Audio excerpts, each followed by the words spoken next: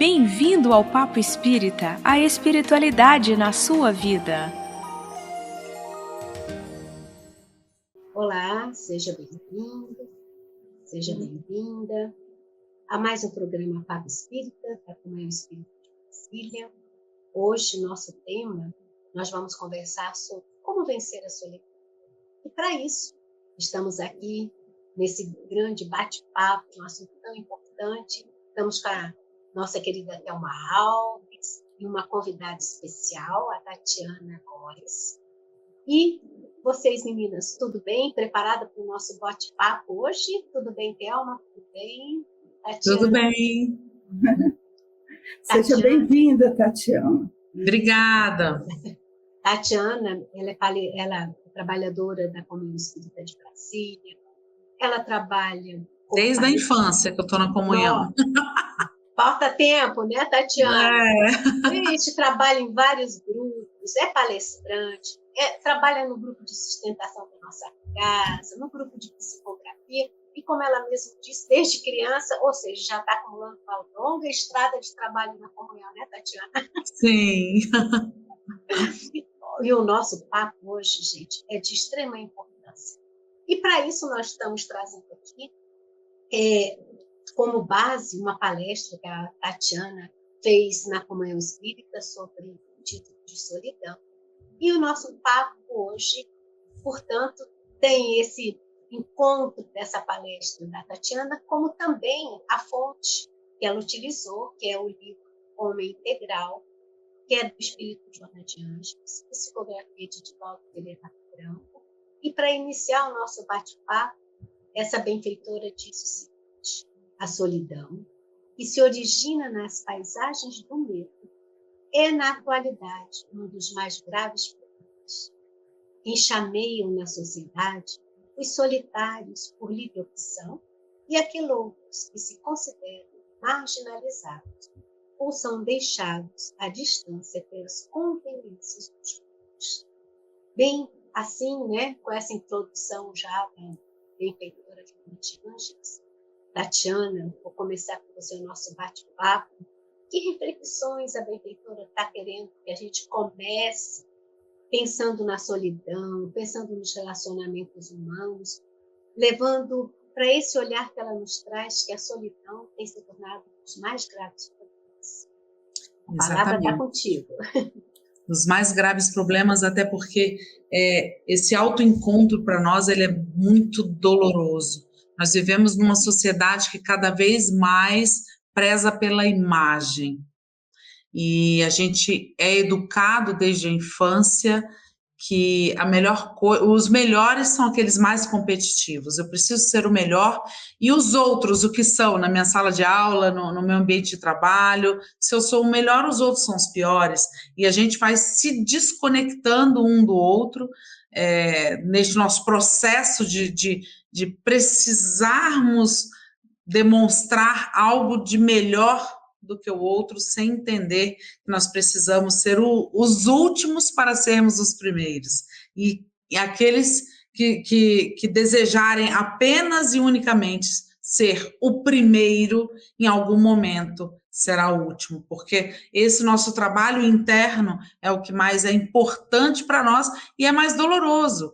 Por isso que o medo permeia realmente as nossas relações e os nossos dias, porque temos um medo incrível, enorme e cada vez maior de não sermos aceitos. E gerando, portanto, assim, o que a gente chama de solidão. Nossa, e é interessante, né? Porque essa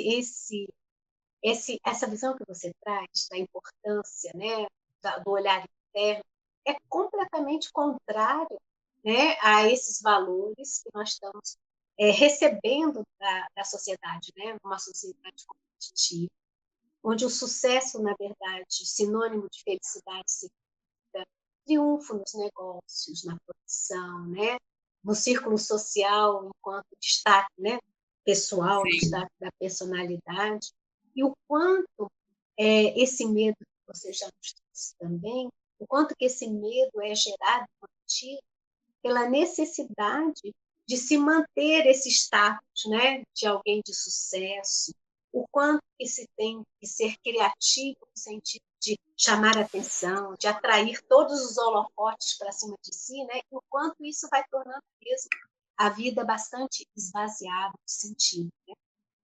A vida pesada, na verdade, né?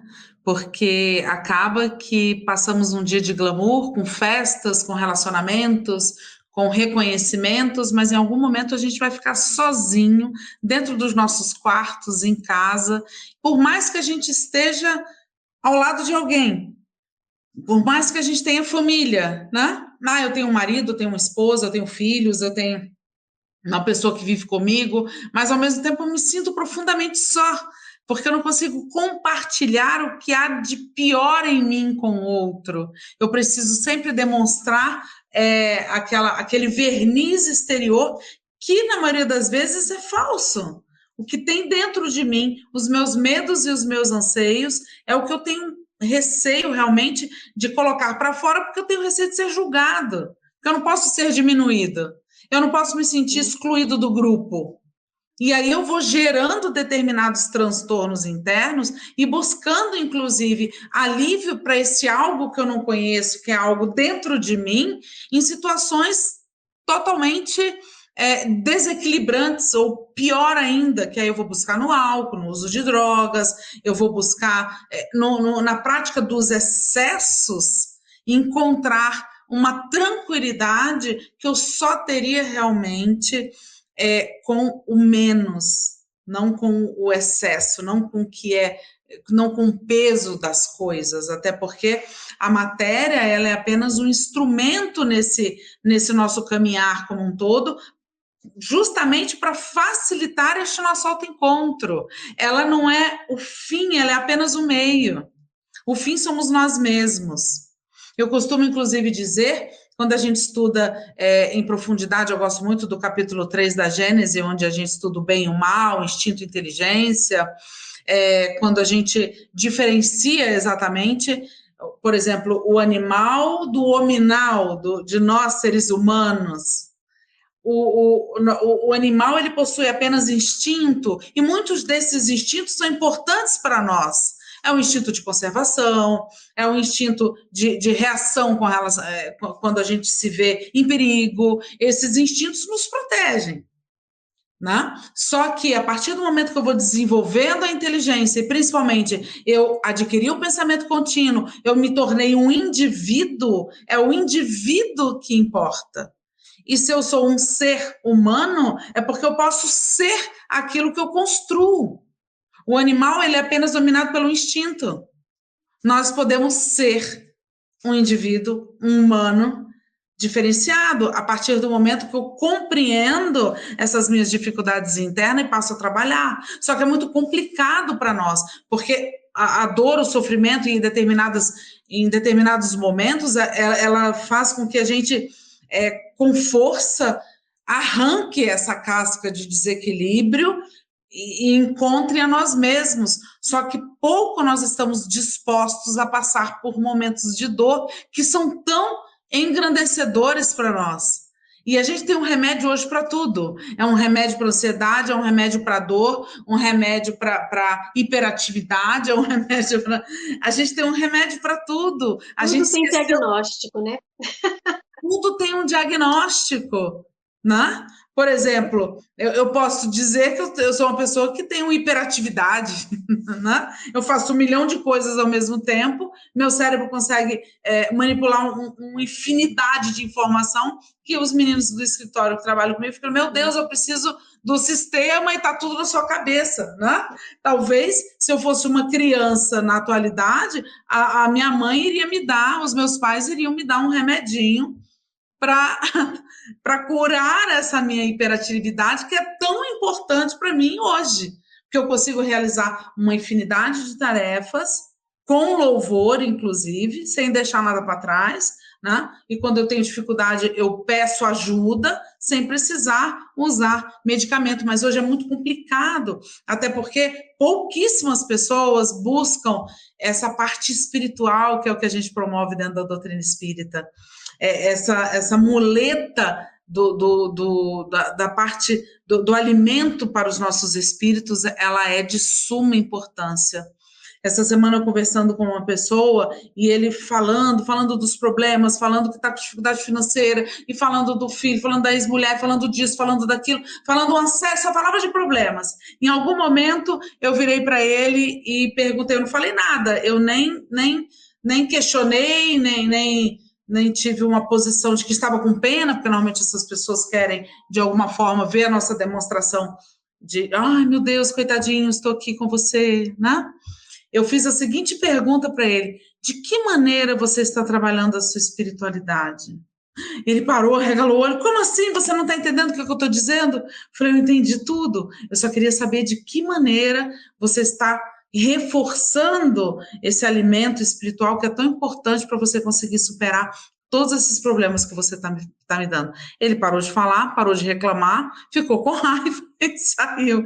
Entende? Então, quer dizer, não é mais o normal a gente. Tudo bem, as nossas famílias nos educavam a isso, tá? Eu fui educada desde criança, até porque eu tive tio, fundador de centro espírita, isso, aquilo, aí para evangelização, aí, de alguma forma a gente foi educado. Uma família católica levava o filho para estudar, fazer catequese, uma família evangélica, quer dizer, de alguma maneira. Hoje parece que as pessoas estão totalmente desconectadas até de uma base religiosa, não que a religião vá transformar, porque ela também é apenas algo para nos auxiliar, ela não vai. A gente sempre tenta fazer com que algo fora de nós transforme aquilo que é de nossa responsabilidade, mude algo que é de nossa responsabilidade. E a gente sempre. E o espírita, ele ainda tem alguém a mais para culpar, que é o chamado do coitado do obsessor. Né? Eu estou obsediado. Né? A gente não consegue olhar no espelho e falar assim: eu estou aqui, o que eu posso fazer hoje por você? E por você somos nós mesmos, né? Por mim. E sem imaginar que existe alguém culpado por alguma coisa. É verdade. Por exemplo, só um sim. pouquinho. Eu achei. Eu vi a Thelma também. Antes que a gente mude um pouquinho, aprofunde mais o nosso assunto. Mas eu achei importante que a Tatiana colocou sobre a questão da religiosidade, porque a gente não busca a religiosidade, né?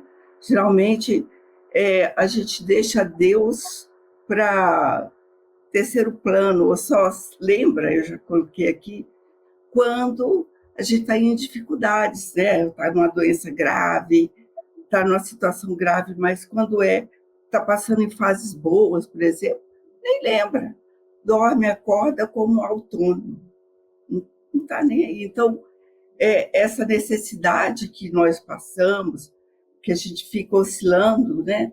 Essa dualidade que a gente passa, é para tocar o nosso coração e, nos momentos difíceis, buscar a Deus e também aprender que nos momentos que estamos bem, buscar a Deus também, né, Tatiana?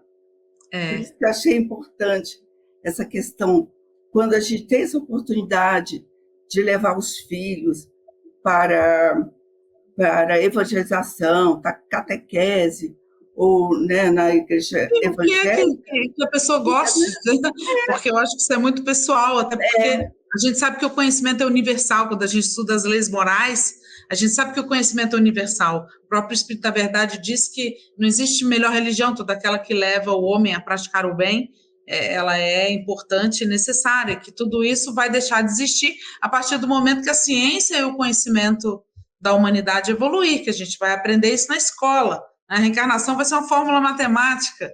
Então, por enquanto, a gente ainda precisa desse contato, mas esse contato, porque o nosso corpo é muito grosseiro. A gente vive em um mundo onde as coisas são muito mais complicadas, porque nós não somos ainda espíritos libertos das nossas obrigações. A gente ainda não pode fazer as nossas escolhas 100%. Por isso também, que, inclusive... Vou só, e também, juntando o que você está falando, Tatiana, nós também ainda temos muito arraigada a questão dos instintos, né? E Exatamente.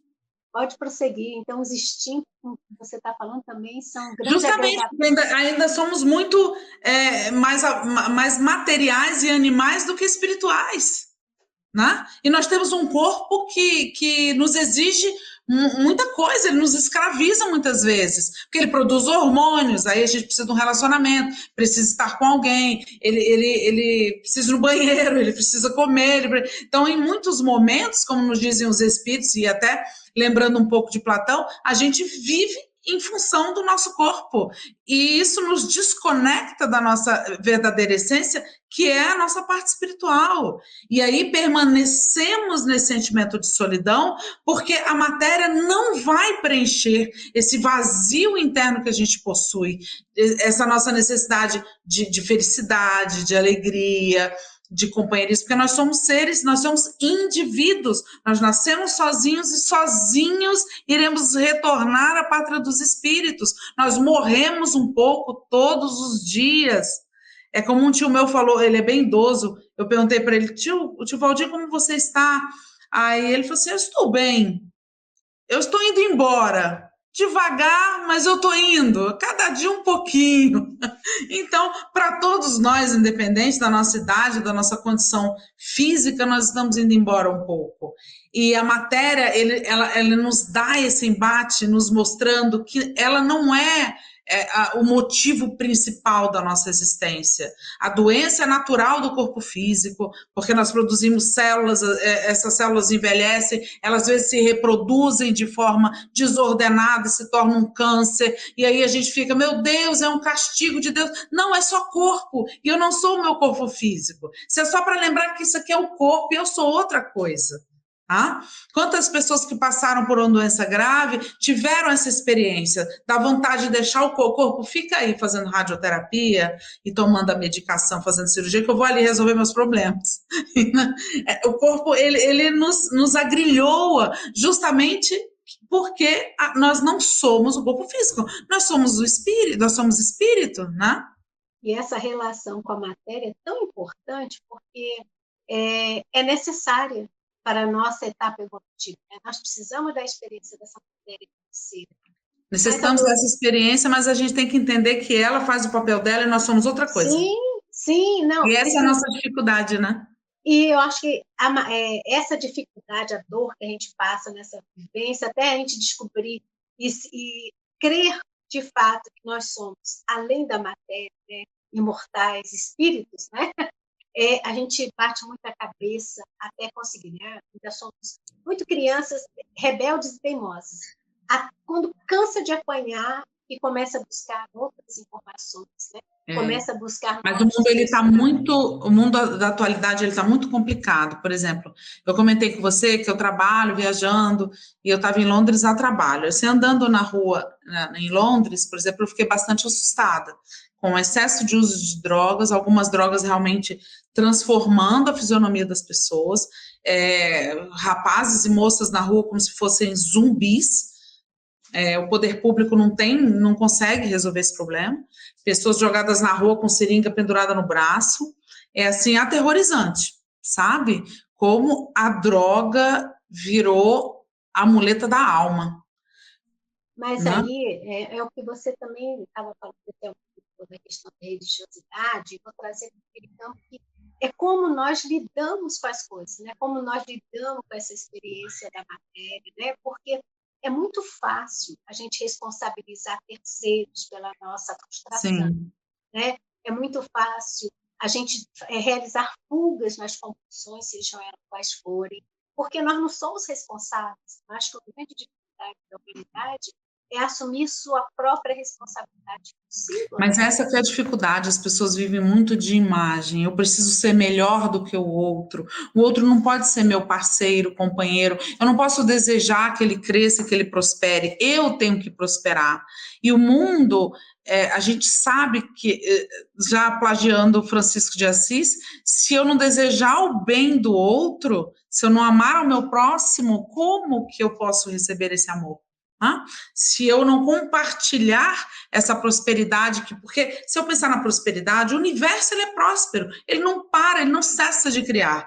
Eu acho que a maior prosperidade que tem é uma jabuticabeira lotada de jabuticaba, uma mangueira lotada de manga. Ela é próspera, ela produz e ela distribui seus frutos. Ela não está preocupada quem vai colher ou quem vai...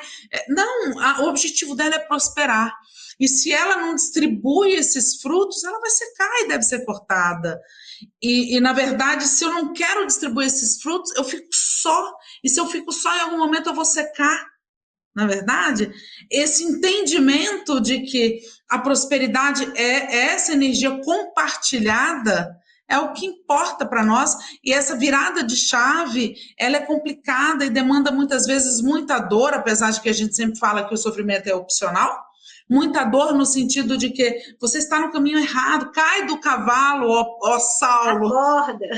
Acorda, né? Cai do cavalo, que você não é o dono da verdade. Acorda, porque o mundo ele está indo para outro caminho e nós precisamos ser seres regenerados. Tem uma história que eu gosto muito de contar. Eu gosto muito de ler histórias de rabinos, né? Então, um senhor procurou um rabino e falou assim: eu gostaria muito de que o senhor me fizesse entender o sofrimento, me fizesse entender a solidão e a dor. Eu não consigo entender isso no mundo. Aí o rabino respondeu: eu te entendo, mas assim, eu vou te indicar uma pessoa específica para te responder com relação a essa sua dúvida. Você vai procurar a casa do senhor, que também é rabino, um outro, procura por ele, diz que foi eu que pedi para você ir até lá, e ele vai poder te explicar ou te mostrar isso de uma forma melhor do que eu. Quem sou eu para falar sobre dor, sofrimento e solidão?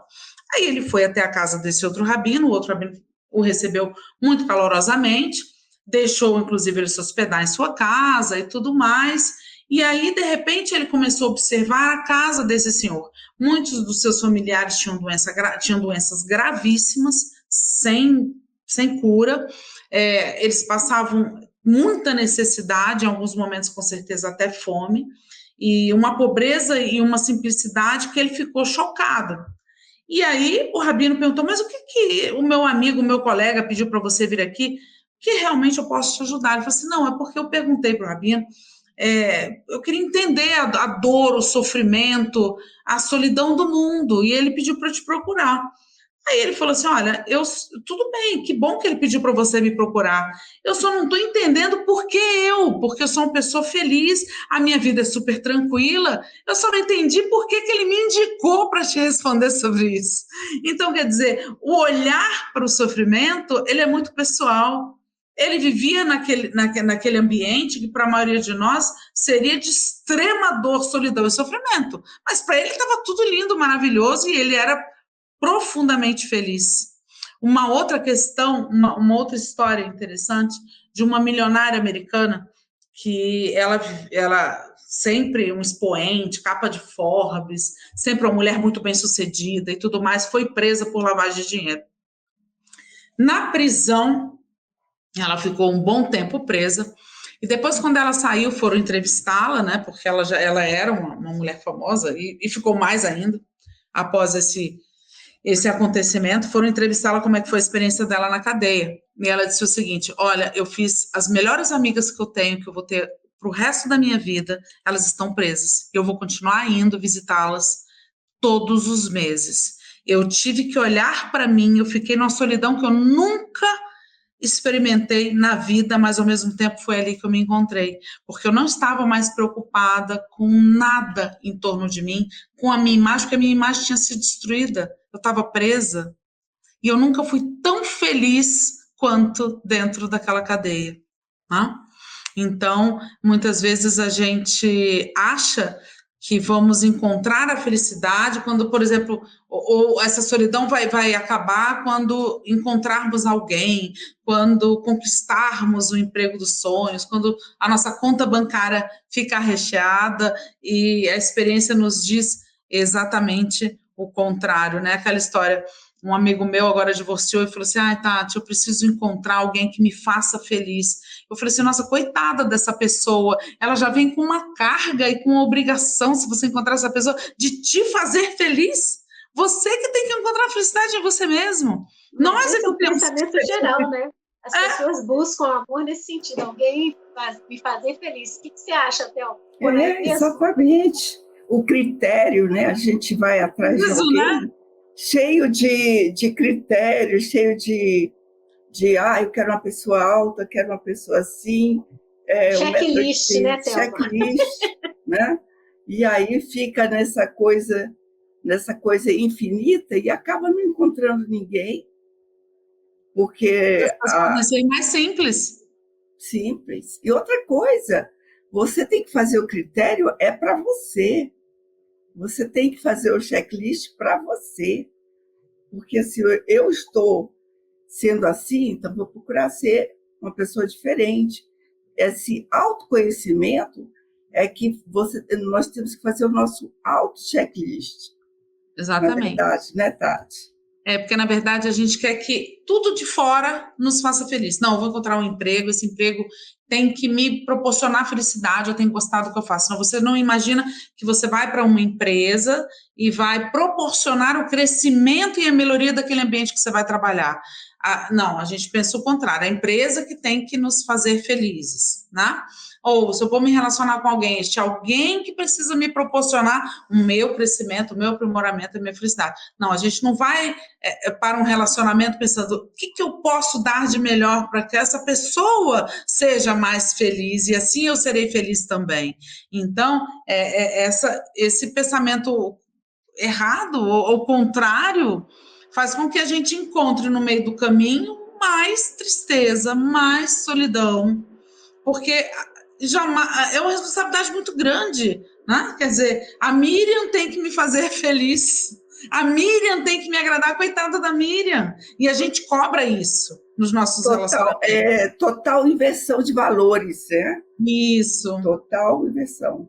Quer dizer, a gente cobra isso, né? Ainda aponta. Você não está fazendo isso, você precisa melhorar você, isso, você aqui. Ninguém suporta essa cobrança, porque a gente já tem uma autocobrança. Se está tudo bem dentro de mim, então se outra pessoa vier cobrança, fala assim, olha, infelizmente eu não consigo te agradar, talvez outra pessoa consiga. Ou se aquele emprego, aquele ambiente de trabalho não está legal, então que eu busque outros momentos, outro lugar, né? Mas eu tenho que estar disponível para acrescentar algo também. É isso que nos torna mais tristes ainda. Nossa, você trouxe talvez eu possa fazer uma dobradinha do que você está falando, Tatiana. Então, que na verdade a gente acha como um movimento de fuga a solidão, solitário, ele que está sozinho, assim não olhando para si, mas olhando para a sua infelicidade, absorvido nessas ideias da frustração, do não acontecer, né? Dentro desse panorama do sucesso. Mas então, para deixar de ser para a gente deixar de ser solitário, é necessário ser solidário, né? Isso, essa é a frasezinha de Joana. O solidário nunca será solitário. Exato, e a gente não faz essa conexão, né? Porque também a gente tem ganhos em determinados comportamentos. Ou a não aceitação daquilo que está me acontecendo e o caminho de fuga para uma vida solitária, que vamos traduzir, isolado no convívio, porque a gente só cresce no convívio social, no convívio familiar. Então, eu entro nesse movimento de isolamento, porque, no fundo, eu não é que eu não esteja aceitando, não é que eu não esteja buscando algo, eu, na verdade, me nego a buscar um entendimento maior dessa responsabilidade que é minha, de que a solidão não vai me levar, né, nesse comportamento a nenhum entendimento maior, a não ser que eu use essa solidão para reflexão, como trouxe você e Thelma, de autodescobrimento, de autoobservação, né? Mas é muito interessante que nós estamos falando. Esse tempo para se interiorizar é extremamente importante. Né? Exatamente, é extremamente importante, porque essa preocupação do isolamento, porque alguém pode gerar algo em mim, isso piorou com a pandemia. As pessoas ficaram trancadas dentro de casa com medo do outro. Aí eu não podia deixar de me lembrar do próprio Francisco de Assis, como eu comentei aqui. Ele saiu do ambiente do conforto dele, da sua riqueza e da pompa toda que ele vivia, porque ele era filho de um nobre, em Assis, e foi estar no meio de pobres e principalmente de leprosos. Se a gente imaginar, nem é bom falar esse nome, né? A gente fala portador de Hansen, né? Se a gente lembrar que naquela época a pessoa que tinha Hansen, ela tinha uma carteirinha, ela tinha um documento e ela precisava ser totalmente alijada da sociedade, afastada de tudo, ninguém chegava perto dela, ninguém se misturava com ela. Assim foi com a tuberculose e assim foi em outros momentos da humanidade. Mas a lepra, eu vou usar até esse nome mesmo, fez com que muitas pessoas fossem afastadas totalmente da sociedade, com medo de se pegar. E Francisco se misturou junto a estas pessoas sem o medo da contaminação, pensando no outro. Só que em algo mais suave, pensando no nosso dia a dia hoje, apesar de termos passado pela pandemia, da gente ter tentado se isolar para não adoecer, né? Como que um coração aberto, ele é muito mais saudável com relação, inclusive, ao sentimento do outro, do que um coração fechado. Hoje, um funcionário lá da empresa virou-se para mim: Tati, como é que vai ser daqui a alguns anos? Todo mundo pedindo comida em casa, trabalhando de casa, reunião online, e ninguém convivendo. Como é que vai ser o mundo? Aí eu virei para ela: olha, nem me pergunta isso, porque esse mundo vai ser um mundo muito chato, né? É um mundo muito estranho, porque todo mundo... Você não vai nem a um restaurante, você não vai nem a um... Não sei, você não se convive mais. Você abre uma reunião online e conversa com as pessoas, né? E aí, como é que a gente recebe esse acolhimento que tanto o nosso coração solitário necessita? Mas eu acho que em algum momento nós vamos redescobrindo a nossa função humana, né? O nosso propósito humano, que é sair do egoísmo que nós estamos vivendo, né? Dos interesses, aquilo que é utilidade, para uma convivência altruísta, né? Sair para o outro, né? Na convivência com o outro, porque se nós permanecermos isolados, né? Permitindo que o medo nos guie, a vida realmente vai ficar extremamente difícil, né? Sim. O que você E o acha, sentimento... Thelma? Desculpa, Tati. A Thelma está com o áudio dela fechado. Não, estou falando, pode falar, Tati, você ia concluir alguma coisa? É porque esse sentimento de solidão, ele a gente tem muita preocupação com as decisões do outro, né? A minha família é assim, a minha família é assado. Encontrei com uma colega que vive muito solitária na Inglaterra, a família dela no Goiás, e ela tem pouco contato com essa família. E aí ela falava assim: porque eu sofro muito, meu pai é assim, porque meu irmão é assim. Eu falei: eles estão aqui com você? Não. Vai mudar alguma coisa você alimentar esse sentimento dentro de você? Ela: não. Aí a sua mãe vai mudar? Ela: não. Eu falei: cadê você nisso tudo? Né? A gente parece que busca também razões para alimentar um sentimento de solidão e de sofrimento que muitas vezes a gente pode simplesmente fechar os olhos e imaginar que ele não existe, porque o nosso momento é um momento presente, é no agora que nós temos as oportunidades. O outro tem as decisões dele, a cada um segundo suas obras, e nós vamos ter que arcar com as consequências impreterivelmente das nossas ações.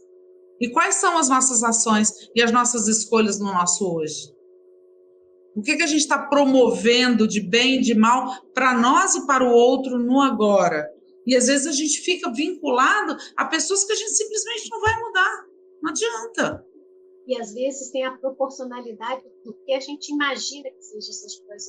Às vezes a gente justifica esse isolamento, não fazer, imaginando que tem que ser algo grande, muito, né? Muita coisa. E às vezes são palavras, é uma atitude, alguém que a gente deixou de perdoar, não é? São pequenos movimentos em que a gente consegue ser humano, né? Acolher o outro, não precisa de grandes obras. Eu estou Pequenos gestos. lembrando de Joana, desculpa, Miriam, é que ela fala que nós temos que começar nas pequenas coisas, nos pequenos gestos. Então, esse processo de trabalho de solidão vem dentro de nós mesmos. A gente começa a se burilar, a se trabalhar, às vezes até ler uma mensagem interessante, colocar, vivenciar, você já vai trabalhando isso, né? Então, né, Tati? E Thelma e Tati, Ana, queria só colocar aqui. Todos nós sempre experimentamos a aridez de se isolar, não é? De ficar alimentando essa solidão, né? De se isolar. E todos nós já experimentamos, com certeza, o quanto é bom quando a gente se dispõe ao encontro com o outro, né? Como a gente sai mais leve, como a gente sai mais com uma completude melhor, não é? Então, é uma questão de escolha também, né, Tati? E hoje a atualidade faz com que existam muitas pessoas dentro de um lar extremamente solitárias, porque está todo mundo buscando somente os seus próprios interesses, sem a mínima preocupação com o interesse do outro. E quando a gente vê as consequências disso, isso dói bastante, porque a gente pensa, eu poderia ter feito diferente. Essa palavra poderia, ela traz muita dor, então ela não deveria, que a palavra deveria também, ela é pesada, existir no nosso vocabulário, a gente tem que aceitar o nosso momento presente. Eu vi lá na comunhão uma moça que teve o filho jovem, de 20 anos de idade, cometeu suicídio, né? E a dor dessa mulher, porque ela acha que ela deveria ter sido diferente. Só que eu virei para ela e falei assim, olha, agora é você deixar ir, é você aceitar os seus próprios defeitos, melhorar a você mesmo, para que você possa louvar o seu filho, que em algum momento, com certeza, vocês vão se reencontrar. O que você não pôde evitar, e talvez você tenha tido oportunidade, não é de sua responsabilidade. Porque em muitos momentos da nossa vida, a dor de nos sentirmos responsáveis faz com que a gente fique estático e sem reação. E a gente, infelizmente ou felizmente, tem que andar para frente e ter um entendimento geral dos acontecimentos que estão ao nosso redor. E isso requer uma abertura do nosso olhar espiritual e o entendimento de todas as coisas. Eu costumo dizer o seguinte, a gente lê lá na primeira parte do Livro dos Espíritos, e a gente também estuda no Evangelho segundo o Espiritismo, que Deus, essa energia suprema, causa primeira de todas as coisas, e que Deus é soberanamente justo e bom, e que todo o universo, ele existe e ele funciona em uma perfeição que foge ao nosso entendimento. Então, até o que nós achamos que é dor e sofrimento está seguindo uma perfeição e as coisas vão, aos poucos, se acomodando para que a luz venha e realmente exista para todos nós. Então, eu não posso duvidar dessa perfeição. E, ao mesmo tempo, quando eu entrego isso para Deus, é a história que Jesus fala, meu jugo é leve e suave. Então, quando eu entrego isso, olha, isso não é minha responsabilidade. Eu dei o meu melhor. A Germana até falou uma frase interessante uma vez no grupo, falou assim, o meu passado não me define. O que importa é o meu hoje, é o meu agora. O que eu fiz no meu passado estava de acordo com o meu entendimento, com a minha capacidade de produzir algo. Então, eu hoje tenho a possibilidade de ser diferente. E eu preciso entender que tudo vai se encaixando, como as camadas do interior da Terra que vão se acomodando, vão se encaixando para que a perfeição sempre exista. E se a gente imaginar que essa perfeição universal, por exemplo, a Terra tem exatamente a distância exata da Lua, por isso que a Lua gira em torno da Terra, e nós temos exatamente, digamos assim, o eixo da Terra está exatamente colocado, se mudasse 1 milímetro que fosse, não existir nada, o mar ia tomar conta de tudo, a Terra ia ser destruída, então está tudo numa perfeição tal que foge ao nosso entendimento. Então eu tenho que tomar para mim o jugo do Cristo, que é leve e suave, e entender que a destruição faz parte do processo. destruição no sentido da renovação, porque a destruição renova, né? É porque às vezes a gente dói muito, né? E a gente promove essa solidão, eu deveria ter feito diferente, eu poderia ter sido isso, deveria aquilo, e a gente emerge num sentimento terrível de medo, de dor, e estagna, e a gente precisa caminhar para frente, a gente precisa melhorar. E às vezes a gente se acha no papel de controlar, mas a gente não controla nada. Não controla. A grande dor que a gente tem é o não entendimento de que nós não controlamos nada. A gente acha que controla, sabe tudo, né? E aí, o único que controla é isso. Quando a gente percebe, gente, o que eu posso fazer nessa situação? Nada, porque não está sob controle. Tudo que eu posso fazer é orar. Agora, o que está sob o nosso controle, que a gente gosta de delegar a responsabilidade pelo outro, é a nosso próprio crescimento. Né? Exatamente. Não tem outro caminho. Thelma, você gostaria de colocar mais alguma coisa? Que nós estamos. Olha, o papo está tão bom e é sempre assim: a hora vai terminando. Boa! Não, pode deixar para a Tatiana falar. Tati, então, já que nossa hora está se chegando, nossa hora de terminar o programa, nossa hora também chegará. Mas, nesse momento, como diz o Divaldo, eu sei que eu vou morrer, mas eu não tenho pressa. Eu sei que eu estou indo. A cada dia eu fui mais um pouco, mas não tenho pressa. Ninguém está com pressa, ninguém tem pressa. É verdade. O que você poderia deixar de mensagem, então, Tati, para aquele que nos ouve, que estão acompanhando essa nossa conversa, sobre como é que ele pode vencer a solidão? O que você poderia deixar de mensagem para quem nos ouve? Essa é uma pergunta que resume tudo. E, ao mesmo tempo, é a pergunta mais difícil de todo o nosso bate-papo. O que eu posso fazer para vencer a solidão? Na verdade, entender que a solidão ela não é uma inimiga. Ela pode ser a nossa melhor amiga. No sentido que, estando a sós, que a gente consegue fazer conexões internas, que a gente pode ter tempo para alimentar os nossos espíritos de uma forma diferenciada. A solidão, ela não pode existir para apenas a gente alimentar sentimentos de dor, arrependimento, mágoa ou raiva. Ela precisa existir para que a gente aprenda a viver o momento presente, o nosso agora. É tipo assim, o que a gente tem agora? Nós temos nós três numa sala. O entorno de nós existe, mas o nosso agora é conectada uma à outra. Então, estar só é se conectar consigo e conectar com Deus. E existem instrumentos maravilhosos de meditação. Eu acho até que o YouTube nos ajudou bastante, que tem aquelas músicas maravilhosas, não sei quantos megahertz e tal, vários canais que a gente pode colocar, o nosso canal, inclusive, para que a gente possa alimentar os nossos espíritos de vibrações diferentes, porque a gente é aquilo que a gente vibra. Perfeito. Muito obrigada, Tatiane, por essa conversa elevada que tivemos, que está nos trazendo conforto. Obrigada, Thelma, por participar também. E a vocês que estiveram conosco até o final, lembre-se que nós estaremos sempre às quintas-feiras, às 19 horas, no canal da Cultura Espírita de Brasília, pelo YouTube. Então, aguardamos vocês na próxima quinta-feira, com o coração grato pela participação da Tati, pela participação da Thelma, de você também que esteve conosco até lá, até quinta-feira. Tchau.